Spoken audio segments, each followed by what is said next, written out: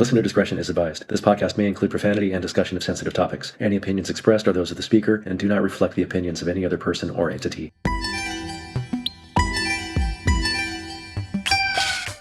Welcome to episode 22 of The Real Future. I'm photographer John Nyboer, and I started this podcast to share the stories, history, and styles behind street dance, the world's largest arts movement. My guest today is Tsolis. I first asked Cassie about being a guest last summer at Unimate 2025. We were talking, and she said she'd only been dancing for 6 years. I had to know more.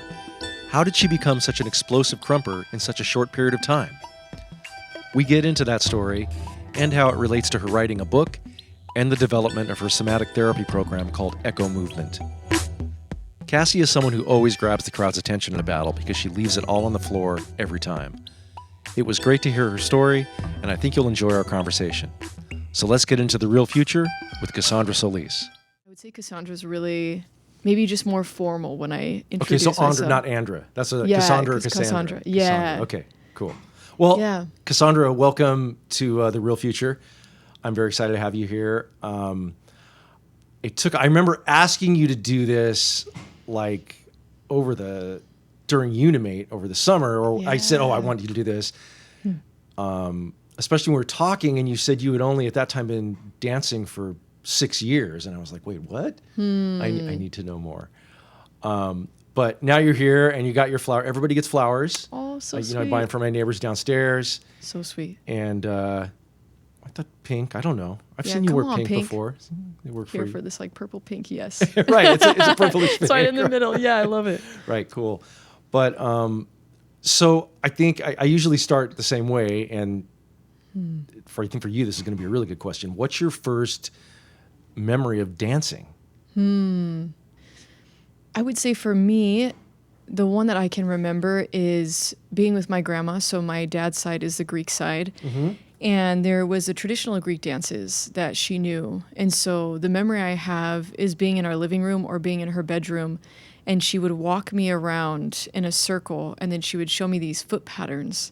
And then so sometimes when we would go to the church or more of like the festivals, it was you get to see the professional dancers do those like ceremonial dances, the like siroto and all those things.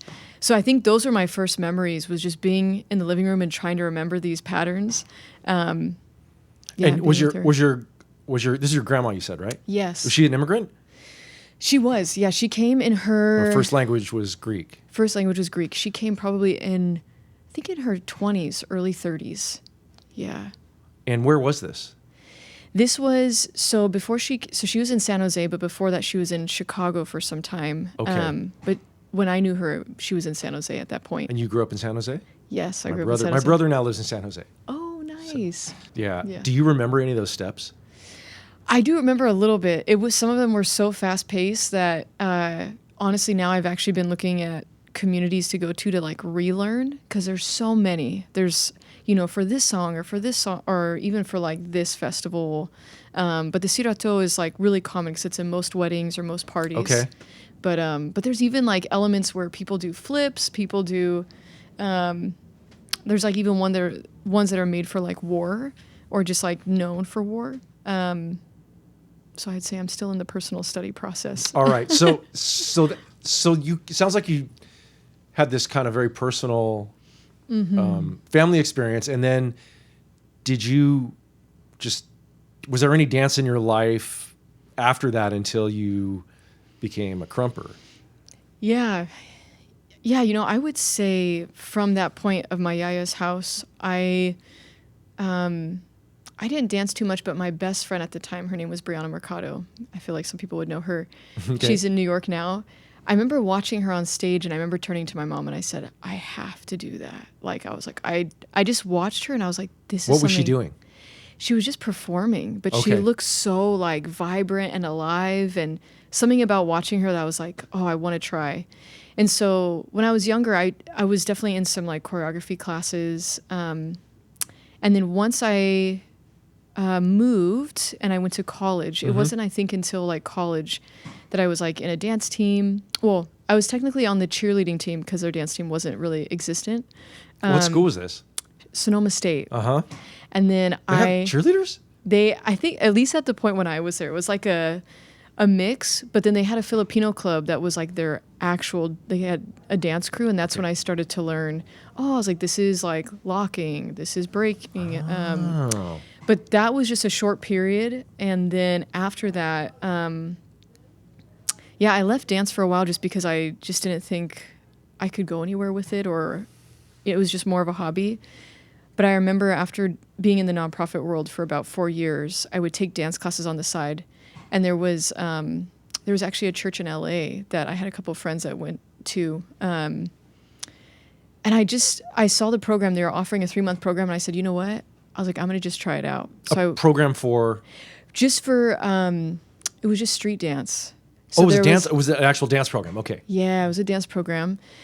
And I had a few friends that had been to it, and they were telling me about it. I was like, you know what? I've been in the nonprofit world. I'm a little bit burnt out. Let me try this for 3 months. I went for 3 months, and I was super resistant because I was like, I'm not going to move to LA.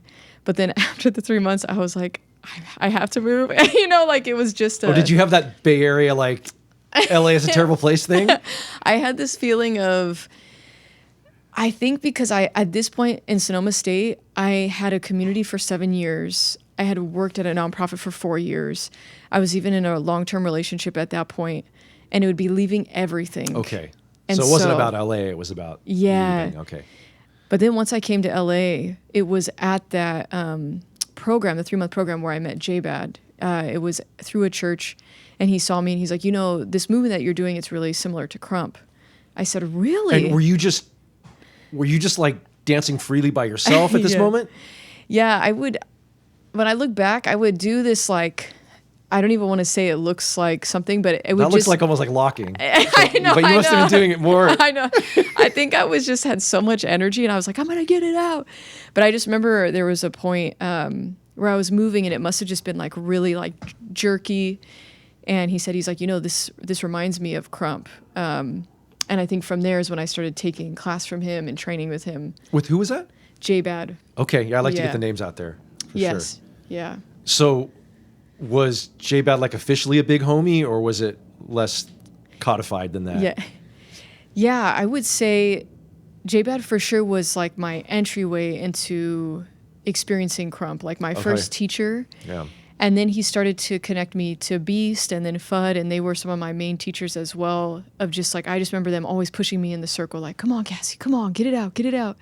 And then eventually is when I met Jaja, and I didn't have a big homie for like a long period of time, just because I wanted to understand myself a little bit and kind of be solidified in what I'd want to commit to.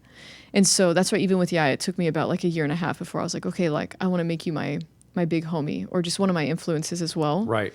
But yeah. Oh, so she was she is after that initial run, then she was kind of your main mentor. Yeah. So I would say like with J-Bad, Beast, and Fudd, they were like big and main mentors, and still are for years. Like I feel like I met Jaja maybe 2 years in, 2.5. And then I waited a little bit before I was like, I'd like to keep training under you. I'm trying to remember the first, because do you know how we met? Do you remember when we met? I feel like there's been so many moments in my brain, so I can't remember the very there's no first. reason you would necessarily remember. We met at, Slim and Jaja had a baby shower at a park in Van Nuys, and it was still during lockdown, so it was outdoor, and it was like one of the first things I'd done with more than like 3 people in, quite some time. Yeah. And that's when Slim actually, this is Cassie, and I think there was somebody else that was part of your group, and I was like, hi, and I had no idea that you even danced. Right? Yeah. And then at some point I saw you. I certainly didn't know you were Krumper. Yeah. And then I was like, whoa. Yeah. Because. Yeah. Okay. So you mentioned that all these people you're telling to let it out. So you didn't know what Krump was until this person told you that you were like a natural born Krumper, right? Till J-Bad said, that reminds me of Krump. You didn't know what it was. I would say like when I was in the nonprofit world, so I went to where I worked at a nonprofit. It was really close to where I went to school. And so there was, I remember a couple Krump workshops. And I remember I went to really? maybe like a couple, and this was in Santa Rosa, shout out Santa Rosa. But Yes. there was maybe, I just remember going to one workshop, but besides that, I was like, everything was really fresh. So meaning, like, I feel like when I came to LA, it was like, okay, this is where I'm really understanding. Interesting. And did you feel like, I mean, that dance form is so cathartic. Did you feel like you had something to let out and then all of a sudden you found a vehicle for it? Or the reason I ask is because, you know, some dancers maybe take a minute to warm up or to really, especially with Krump, right, where there's that kind of goal of getting off and of really engaging everyone around you and it being kind of a communal experience. And I've never seen you really have to warm up. Like you come out with that energy and everybody understands it right away.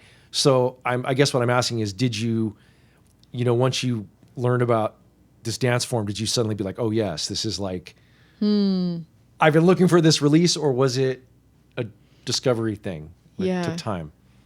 Yeah. That makes sense? Yeah? Totally makes sense. Okay. Yeah, I would say, I think the memory I have is the first Krump class I took with Beast. I remember being at the Cypher Spot in Inglewood. And halfway through the class, I remember he said this comment that the moment he said it, I was like, this is where I need to be. And I just kept following wherever he taught. But he said, he's like, you know, in order to fully like have control, he's like, first you have to learn how to release and really let go. So he's like, this first part of us, like learning the chest pop or whichever, he's like, I want you to let go and let it be so ugly. And there was something about that in that period of my life of like letting go of a community, a relationship, a nonprofit job, this identity of where I was, that this was like a space for me to be like, it was like completely acceptable for me to be super ugly, super vulnerable, and people cheered that. And so it was like it's like this paradox of like, oh, I can really go here. And if anything, I felt like just continuing to come back, it was helping me find my voice again and find like my sense of strength. And it was like this spiritual exchange. Like those words that he shared, I was like, every time I went, even when Fudd Which words did he share? When he was like, you can find like almost like this sense of agency in your life by first fully letting go. It's like this surrender piece. And that's why I think for me, Krump just felt like a very much of a spiritual exchange. And I think, I just kept coming back. And I was saying like when Fudd kept pushing me in the center, it was like this moment of like, let me try this part of my voice I haven't tried yet, or, you know, so. But when you were doing, so no one's ever told me this. I'm so glad you said this part of letting go first and then learning the technique or the foundation, right? Which makes a lot of sense because I could see if you're trying to like worry about your foundation, then you're not going to be able to let go. So how did you back into so then after you embrace the catharsis right away. Yeah. Which is what I was asking about. But then how did you dial back? And because, you know, I've seen you dance enough now that you do have a really strong foundation and there's no question that you're crumping and that you've practiced it. So how did you step back from the you know, letting go into specific movements? It's a great question. And I would say that maybe different teachers approach it differently. I feel like with J-Bad, from what I remember, at least the first few sessions was very much of like, I just want to see your body, like let it be, get the feeling first. And I think, and maybe it's because like I had so much energy that was like pent up, because I feel like Krump is also this like therapeutic space of helped me to like relearn a relationship with like anger and relearn a relationship with certain feelings that maybe I didn't feel comfortable to express. And so a lot of times when I'd go in the circle, there was so much to get out. And that's how I resonated with Beast, because it was like, okay, let me really let this out before I can actually obtain a small sense of structure and technique. And so that's where I think once I started at least get more comfortable of just like shaking it out of my body, then it's like, okay, now I can come to the chest pop and the stomp. And I can still release there, but I'm able to give it a little bit of structure. But there was some things that just needed the attention first, if that makes sense. No, it does. But then when you did decide to pay attention to the technique, were you like, standing in front of a mirror, or how did you actually execute this process of repeating the movements so they became second nature? Yeah, I just remember, it's funny, I just remember going home every night, and it almost felt like a martial art, almost like a ritual, in a sense of like, every night I was like, okay, I'm going to practice my stomps, and I'm just going to practice jabs. And it almost just felt like an energy release to me, but it was just something I think after I had did it for a couple weeks, I just kept doing it like daily, almost like when people wake up and you have stretching as your morning meditation. I think for me at night, it was like, this is my 1 hour to myself, and I'm just like building my strength. Yeah. Okay, so you went a pretty traditional route. I just wondered how that worked for you. How did it change? How did your approach change once you started studying or mentoring, however you like to characterize it, with Jaja, right? Was there, in addition to her unbelievable, her skill set is so vast, right? And she's so focused on technique. Yeah. But plus now you have a woman mentor. Like, did any of that change your approach, or you have anything to say about that? Yeah. I think, so I feel like I really said yes to Jaja just because of every mentor had such a unique impact, I feel like, in my journey, but Jaja was very much, I feel like she saw me in a place I wasn't at yet. So it's like she saw like a future version of me, and she was just like, I'm here to nurture it. And I was like, okay. So I feel being around her, it's like we would do heavy technique, but she would have very creative exercises. So I remember the first night I was at her home and we were training, she's like, okay, we're going to do maybe 10 or 15 rounds that we like, but you have to like them. And she's like, and sometimes I had to make sure that I like them too. And so that's easily, we could have gone like 30 rounds. And honestly, I remember she said that, I was like, I'm going to go get something to eat. Because I had snacks, but I was just like, her mentality of training always kind of pushed my, what I thought I could do. And I think that's a lot of rounds. Like, if anybody's listening or watching that has never tried to, dance for like just a minute and a half, in a committed fashion, and especially this style, which is so physical, that's that's not your average workout. Yes. Yeah. So there was always very unique and different, I'd say, approaches, but it felt so like it made me I was always uncomfortable, but then I would be like, oh wow, like I am capable. And I think that's, something I really learned from being around her. Just like a confidence. Yeah. Yeah. Interesting. How do you feel about the, street dance tends to be still, which often surprises me, and I've talked to a lot of people about this on, both in general and on this podcast, like it's still, especially in the battle sphere, often very male dominated still. My impression of Krump is there's something about Krump that really kind of levels the playing field. Do you feel that, or am I full of shit, or like what do you think about that? I feel like I have a lot of thoughts. Let's hear them. I feel there's some thoughts that I think just come from my experience. I think I've like everything, there's layers.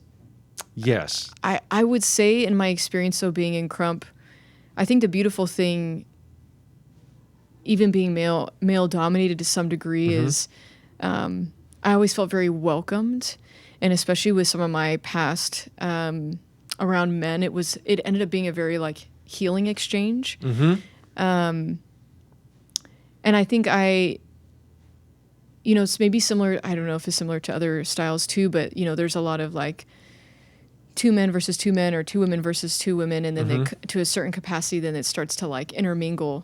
But I would say there's definitely like a respect, because there's something that's really special about what a woman brings to a session and what she brings in a battle, or women or women identifying, there's just something that, there's just a specific energy that I think is like honored in this space. I feel like I can't speak too much on like how they set up battles, 'cause sometimes I'll be like, I want to battle him, but I respect that there's a history of how it's done. But even when they do lock-ins, like they recently had a lock-in, it's like you can call someone out. So even in the short time that I've been there, I could say it's just been welcoming, and I could see to some degree like you're talking about. Yeah. Yeah, and you've only been crumming for 7 years now? You're in your 7th year? I think so. Hey, that's pretty amazing. Yeah, maybe. Yeah, I think that's...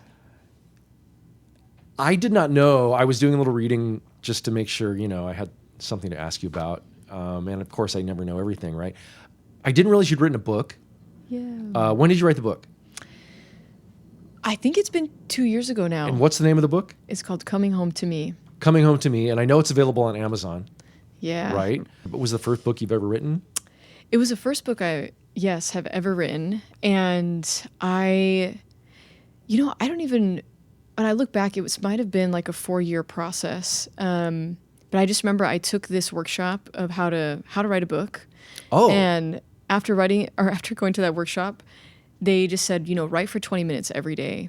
And so this was actually during the pandemic, and I was writing, and it was really just a process because even during the pandemic, I was writing it while I was like actively going through what I was writing about.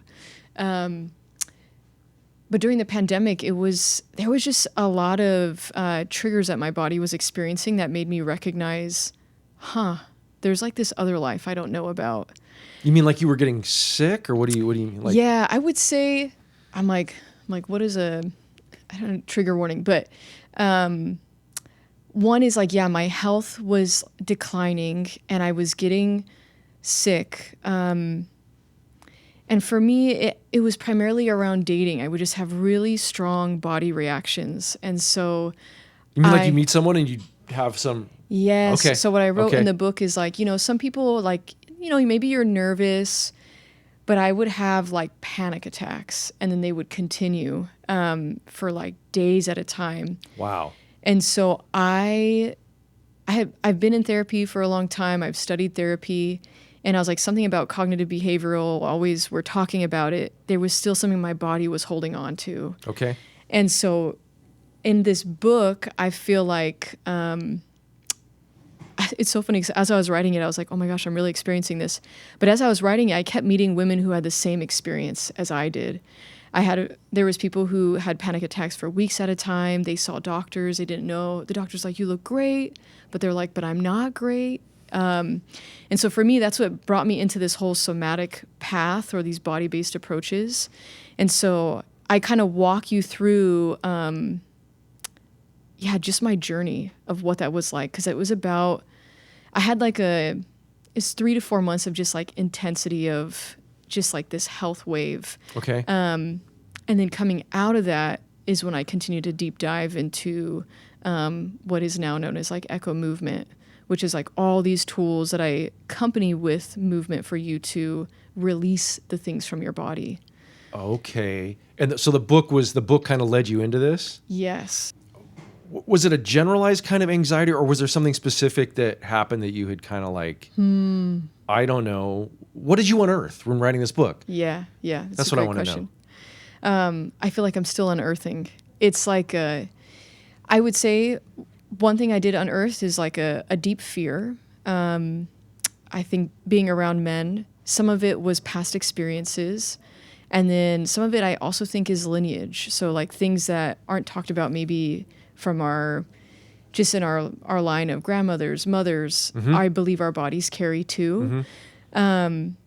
So I think for me it was like Like those generational three, trauma or something different than that? Yes, generational trauma. So I think those 3 threads is kind of what I unearthed. And then some of it is like they say in therapy, sometimes we don't necessarily always know exactly, but the body remembers. And so it's just creating the space for the body to let go. And so now I'm definitely in a place, because some people, they read my book and they're like, we want more,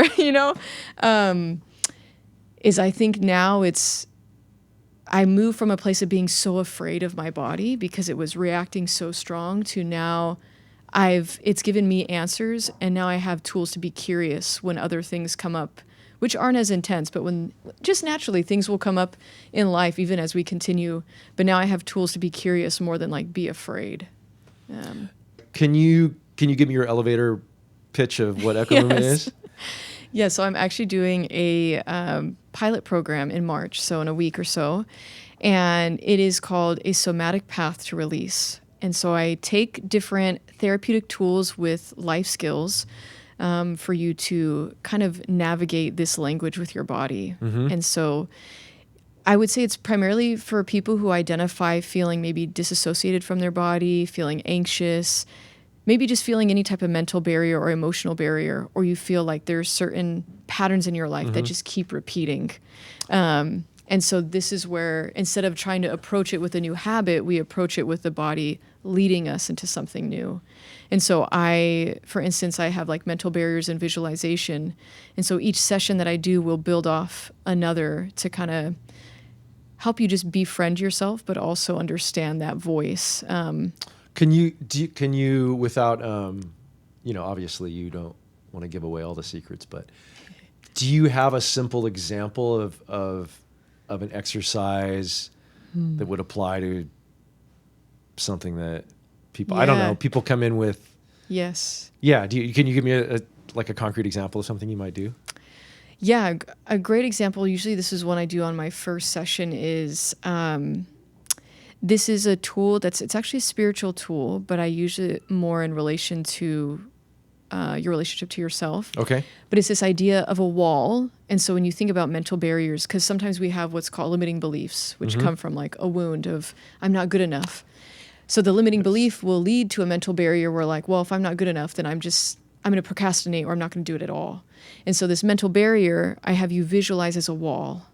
And then usually as you're visualizing it, the picture that comes to mind and all the colors and how it's made is a way that your body speaks to you. And then we take that wall and I ask you to approach it with movement. And I ask you to break through the wall or befriend the wall or figure out a way to engage the wall as well with movement. Can you climb the wall? You could climb the wall. There's been so many different variations of the wall because I've done it for so long. Every tunnel under the wall. Yes, yeah. And then the beautiful part is because it's a communal experience, you're approaching your wall, but then you get to see somebody else approach your wall and also help you kind of navigate what that feels like. Wait a minute. So you describe the wall to everyone and they approach your wall as well? Did I hear you right? So we have everybody's doing the visualization. You have your individual moment, and then I'll partner you up in pairs. Okay. And in pairs is where somebody else will, they approach your wall for you because it can give you a new perspective of how to look at the barrier. Yeah. And it's an empathetic moment of, say, if I do have you do a little bit of mirroring, there's a mirroring neurons where you're able to really start to feel what that person's feeling just by following a sense of movement. And did you go to school for this type of stuff? Like, where did you come up with this?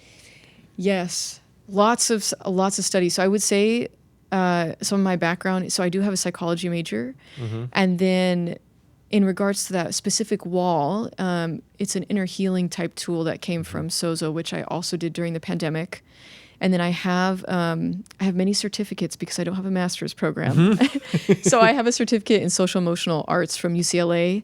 And then I have certificates in somatic work as well as like grief counseling. So yeah, I have all these like workshops and places I've been to. So I infuse some of the tools I used with myself. Yeah. With with like elements of what I've learned in these workshops into what's technically a 9-week course. But in March, I'm doing it for 4 weeks to pilot. And this is your first, I know you've had some like meetings with, people and stuff like that, but this is your first actual course that you're charging a fee for, and there's a fixed curriculum and all that. It's a fixed curriculum. I even have a friend from Germany who's doing an internship with me. She was approved by her school to come out, and she's going to study with me. And yeah, we're hopefully just accepting 5, maybe accept more. But my idea is that after piloting it, that I can launch it to community centers and nonprofits. And it's just a resource to have. Yeah. because the idea is people in the program, you're getting tools with yourself, but then you're also going to be kind of creating a choreographed piece or your own movement sequence that's like your letter to your body. What are you, where are you doing this? Like at a studio or what kind of space? Studio, Okay. yes. A couple days at a studio and then a couple days at like a wellness like center, Okay. community place. Is it, have you got it fully signed up yet? I have, I think, like maybe a couple spots left. Okay. Oh, I'm curious, are most of the people dancers or not? It's a mix. Okay, cool. Yeah. Oh, so cool. I feel like this work, it holds space for both. And I would say, I feel like some dancers, they see it really beneficial when they're like, I feel stuck, or I've had like a rough patch with dance, so I don't necessarily want to come back to it. Or it's a people that are like, never danced, and it's just a nice opening.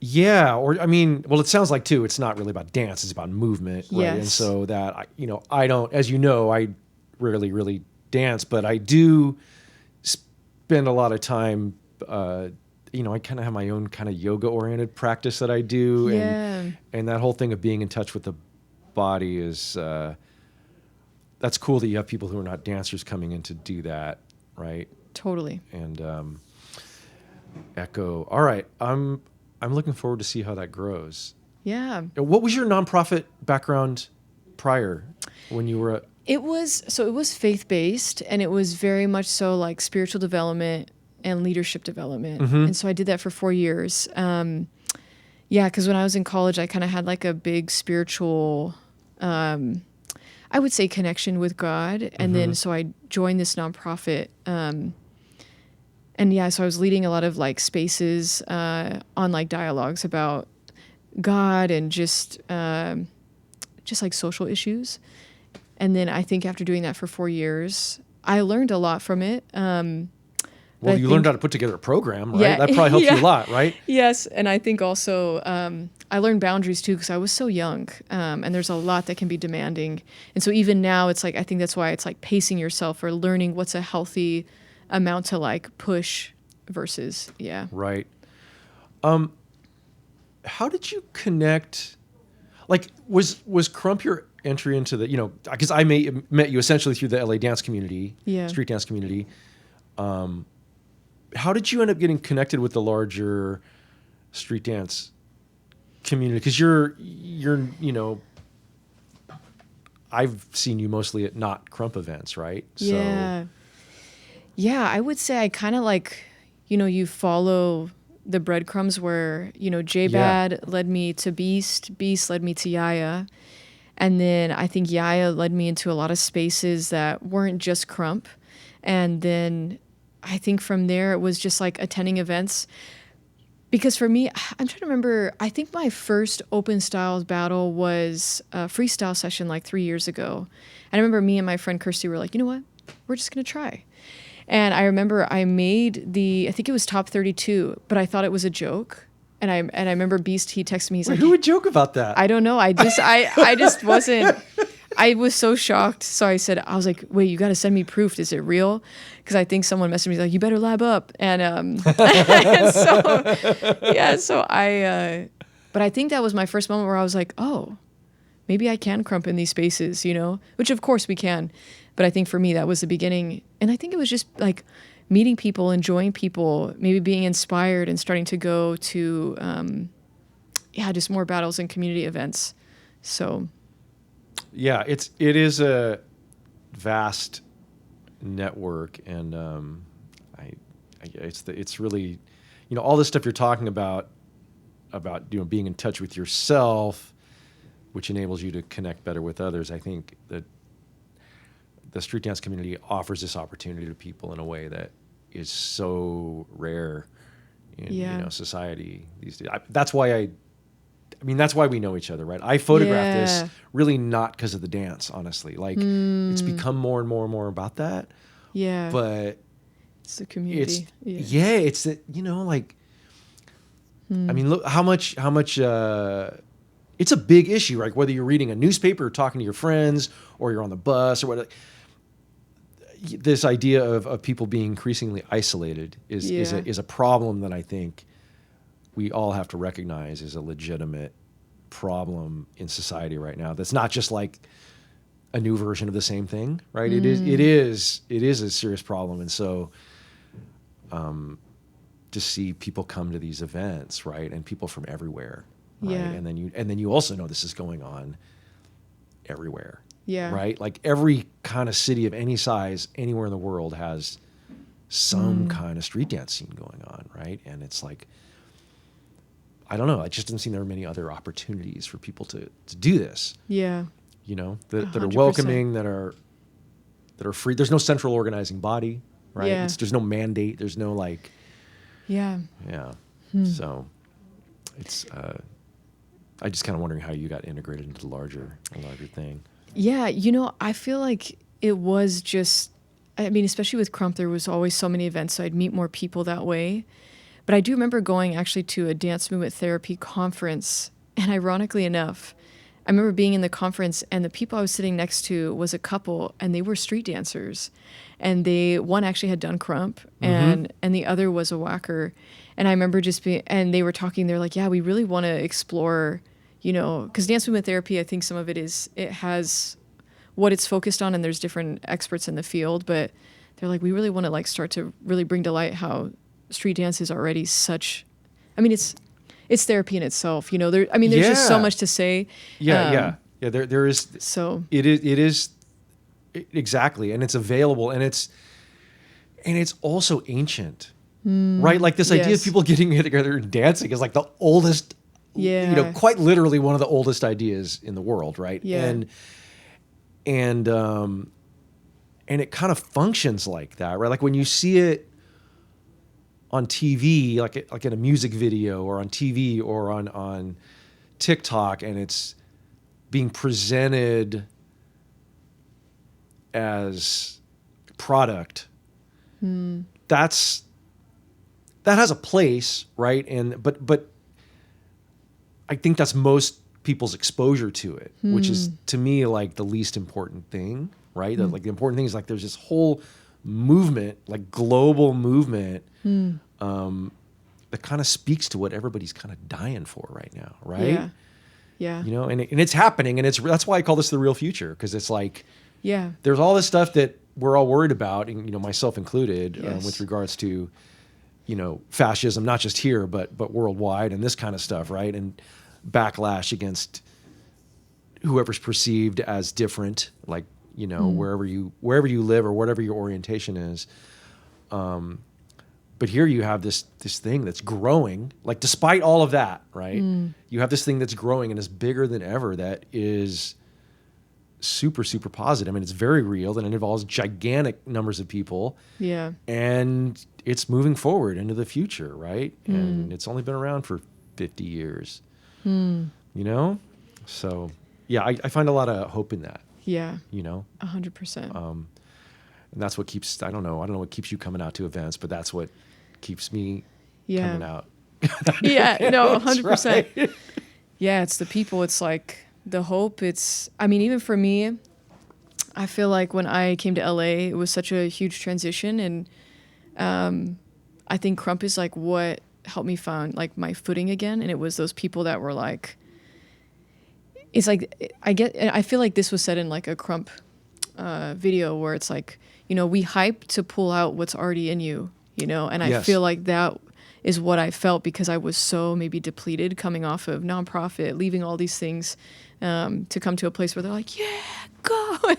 And it was so like, oh, there's still life in me that they see that I'm going to like be able to see again. And that's so great to hear. And you're coming to a place like Los Angeles, which is kind of notorious for being very alienating, right? Like, because it's so big and you need a car. And then on top of it, you have so many people who move here for specific industries who are just super competitive, right? And so it's can be very hard to make friends, because people just seem like, well, you might be a competitor, so I can't get too close, right?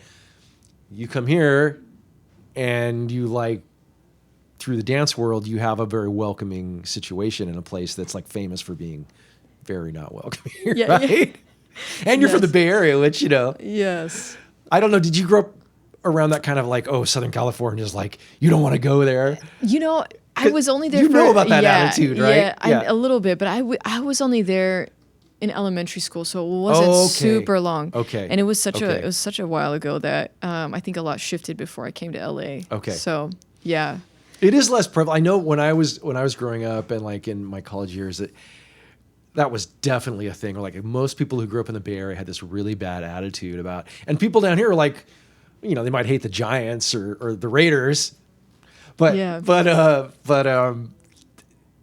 They like San Francisco, right? And generally it was like, well, we kind of like Northern California to go visit, but and then Bay Area's like, oh, LA's a hellhole, no, I never really understood it, but that was a very real thing. Maybe it's kind of diminished a little bit. Yeah. Although I know you are a Raiders fan. Yeah. But now that's confused, right? Like, wait, when you became a Raiders fan, was it Oakland or was it? It was still Oakland. It was still Oakland. Okay. Yeah. Okay. Yeah. And now they've gone. Who knows where they're at right now? Exactly. Right? Yeah. It's a... Do you you're in an interesting place. Most of the guests I've had on this podcast kind of dance. They're either professional dancers or the dance itself is just like the primary thing. But with you, it seems like dance is more of a vehicle. I don't know. Do you see yourself pushing toward learning new styles or becoming more proficient as a dancer, or has dance taken you to this place like echo movement that is that more of your interest? Where does dance fit into your life and all of this? Yeah, I'm figuring it out. I would say, while it's a vehicle, because I definitely feel a lot more pushed into like a space where I feel like I experience like purpose in life is being able to put together short films or like movement pieces, very similar to Freedom, but also using echo movement as a vehicle for people to learn pieces of their story that they haven't yet, and then getting to like present that to themselves or present that to an audience. Like for instance, my friend I was talking about with the Sunflower Project, which talks about dating violence, they go through a residency of 4 months and they do workshops, but they put together this piece that they present at the end of the residency, and then it's called like Unspoken Voices. And then for me, that's like, it's like these like declarations. And so that's where I see myself, while at the same time my own personal journey, I am pursuing like learning other styles, just because my body kind of feels maybe more drawn to this at this time. Sure, So that's where I'm kind of letting myself flow and letting the styles kind of intermingle. But because I'd still love to perform, but at the same time, I really enjoy getting to facilitate and curate people's inner experiences that become like an inner world. I haven't seen any of your short films are they out there on you got a YouTube channel, or where does one see these? Yes. Well, I would say I only really have one that I did super like within a month, super like quick. Okay. And that was after doing one of Freedom's theater shows, Existant. I did a piece called Have Mercy, and it was for Women's International Month, I believe. Okay. I had 10 dancers, all women or women identifying, and I had a choreography that I placed, and there was a certain theme, and I also infused echo movement in the rehearsals. And it was just a small, short piece. But the thing that I want to do now is, as much as I like some of my own choreography, I love being able to just use the echo tools and people create their own choreo. Nice. And then you get to present your story, and it's yours.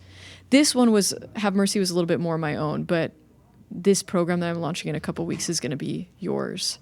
Okay. So, speaking of Freedom, he's got his thesis performance in March. Are you part of it? I am also part of it. Shout out Freedom. Yeah. I'll be there on the 19th. Yes. I know it's 19th and the 20th, so I'll be Yeah. on the 19th for sure. I'm excited about that. Yeah. It's going to be impactful, as always. Yeah, he's I can't wait to see what comes next for Freedom. He was my, I think, second or third guest. Oh, wow. On this thing. I'm glad. You got any questions for me? I feel like I have many. I would say maybe one of the questions would be, as a spectator, or maybe what are some highlights from different events that you've been to that you were really impacted by, either how community was held, how battles were held? Ooh. Yeah.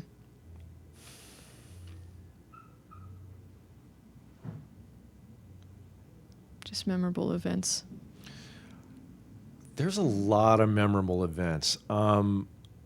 I'll say a couple things. One, the experience of photographing Slim's classes was just nuts because I had no idea when I asked him if I could photograph his classes, who he was or what I was getting into. And so that experience of, at the same time, becoming part of the community and seeing like world's best dancers from like 20 feet away or less, really left an impact on me. Because, as much as I'm talking about the community and that's what drives me, right, is to like show this culture. I am an artist and I love the arts, and like it's not lost on me when I see somebody, extraordinary, right? Yeah. Speaking of the male, female, masculine, feminine dynamic, I went to a battle last year in Vegas that Bougie, you must have. Yes. Yeah. So Bougie's been thrown all this. So he did a Queen of the Block. Was that it? Yeah. Queen of the Block battle that was all women. And I definitely felt a sense of like freedom in the room for all the participants that may not always be present, right? Just the like, men were invited as spectators, but all the battlers and all the judges were women or women identifying, and you could just feel that kind of there had been a layer of judgment removed, and I thought that was really great. In general, I like what he's doing. I've been to quite a few of his events in Vegas, and I think it's always coming from the right place. What? There's been so much, right? Like, well, we've both been to all the Unimate things, and that's kind of a different situation where you see people to come together for a week. There's like I don't know, I don't really have a capsule thing. The Krump events,